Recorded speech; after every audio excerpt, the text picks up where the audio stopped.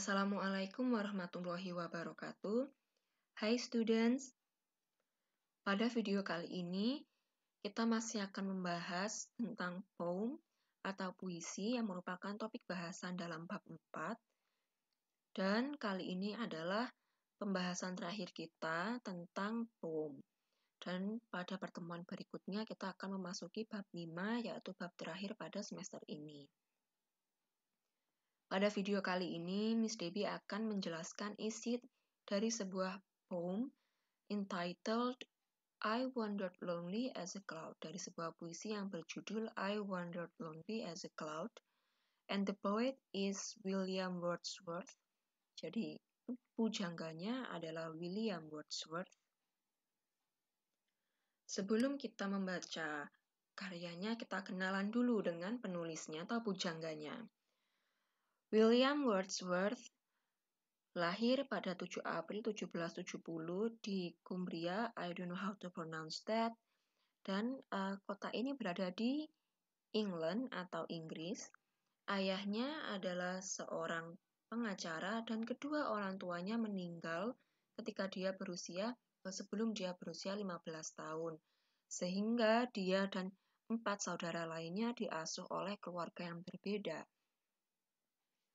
Dan sebagai seorang pemuda saat itu, Wordsworth memiliki kecintaan terhadap alam yang kemudian dia tuangkan dalam banyak puisi-puisinya. Dan beliau meninggal pada tahun 1850. I Wandered Lonely as a Cloud memiliki judul lain yaitu Daffodil. Langsung saja kita baca. I wandered lonely as a cloud that floats on high o'er vales and hills, when all at once I saw a crowd, a host of golden daffodils, beside the lake, beneath the trees, fluttering and dancing in the breeze. Aku berkelana sendiri bak sebuah awan yang melayang di atas bukit dan lembah, dan suatu ketika aku melihat sebuah kerumunan tuan rumah golden daffodils atau daffodil kuning. Di samping danau, di bawah pohon, berkibar dan menari dalam tiupan angin. Continuous as the stars that shine and twinkle on the Milky Way, they stretch in never-ending line along the margin of a bay. 10,000 saw I at a glance, tossing their heads in sprightly dance. Berlanjut seolah bintang-bintang yang bersinar dan berkedip di galaksi Bima Sakti. Milky Way adalah galaksi Bima Sakti. Mereka membentang di garis yang tak berujung sepanjang tepian teluk. Aku melihat 10.000 dalam sekejap atau dalam kedipan, mengayunkan kepala mereka dalam tarian yang lincah, in sprightly dance. The waves beside them danced, but they outdid the sparkling waves in glee. A poet could not but gay in such a jocund company. I gazed and gazed, but little thought what wealth the show to me had brought. Dan ombak di samping mereka juga menari, tetapi para daffodil ini mengalahkan tarian ombak-ombak yang berkilau itu dengan mudahnya. Dan pujangga hanya bisa senang. A poet could not but gay. Pujangga tidak bisa berbuat apa-apa selain senang. Nah, pada kalimat ini, gay memiliki arti happy pada old-fashioned English atau bahasa Inggris kuno. Jadi gay di sini memiliki arti happy atau senang. Jadi jangan sampai salah mengartikan. In such a jocund company. Company itu bukan hanya perusahaan, tapi seperti teman yang menemani. Gitu. Jadi seorang pujangga tidak bisa berbuat apa-apa selain senang dengan teman yang menemani dalam perasaan senang ini. In happy mood, arti dari Jagan. I gaze and gaze, but little thought. Aku menatap dan menatap, tetapi terpikir olehku, kekayaan apa yang ditunjukkan kepadaku ini.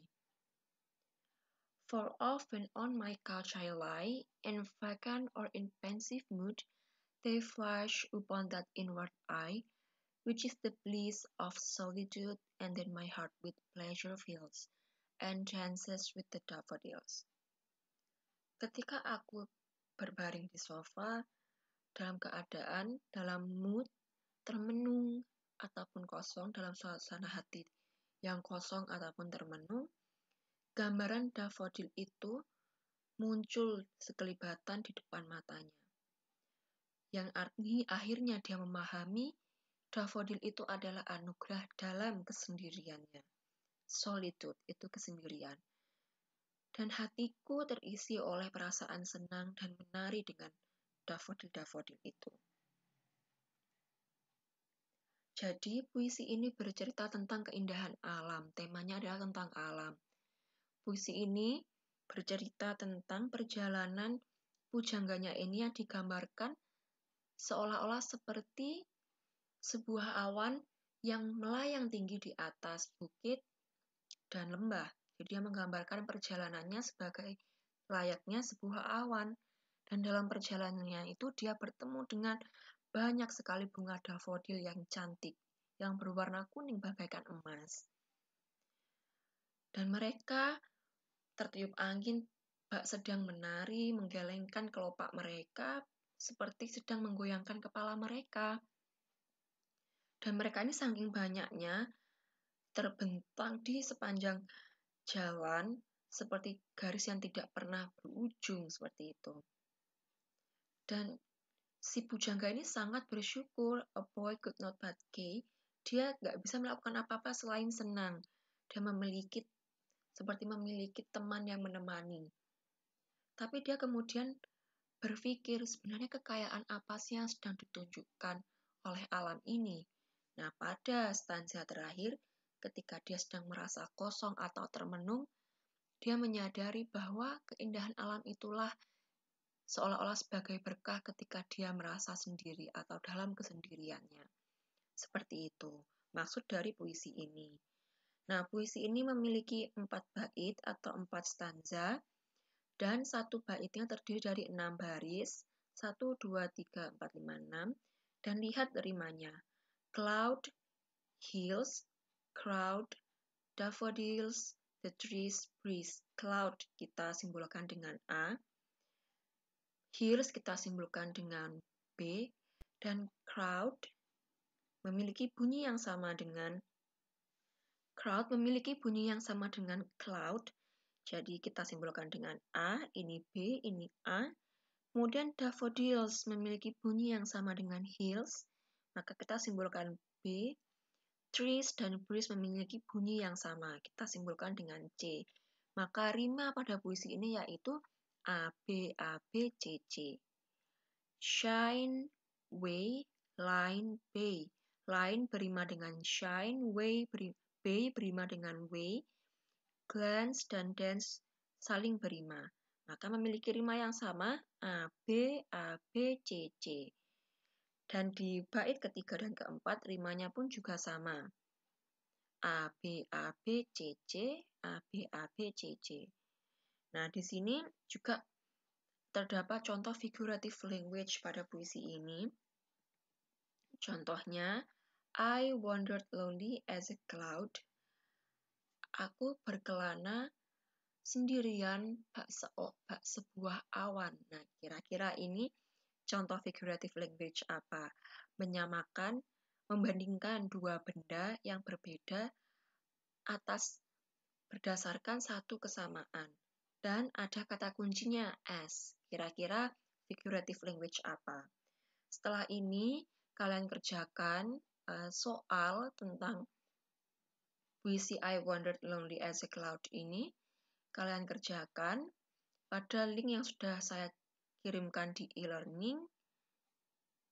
Dan soal-soal itu berisi tentang detail-detail dari puisi ini. Jadi semacam analisis dari puisi ini. Silakan dikerjakan, semoga bermanfaat. Assalamualaikum warahmatullahi wabarakatuh.